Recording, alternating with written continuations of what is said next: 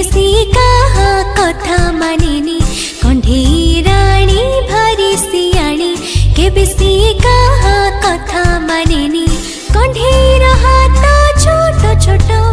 लड्डू चोरी पुणी करे से तो कंढेईर हाथ छोट छोट लड्डू चोरी पुणी करे से तो हातरू लड्डू गले खसी कंढेई राणी जाए रुसी।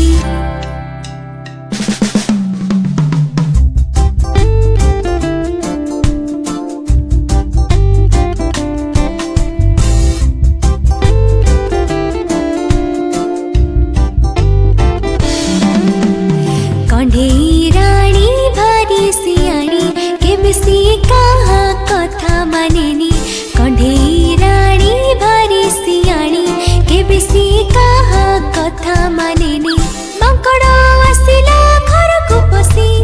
डरी डरी गला कंढेई लुची माकड़ आसिला घर को पसी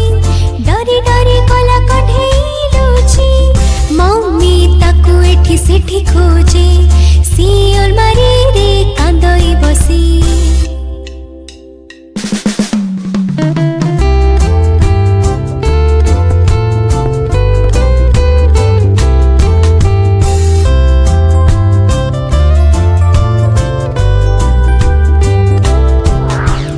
बापा ताकू मनेइबा पाई बात पी देले आणी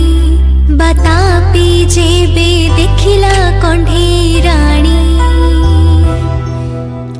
तापरे सिए खुशी रे देला हसी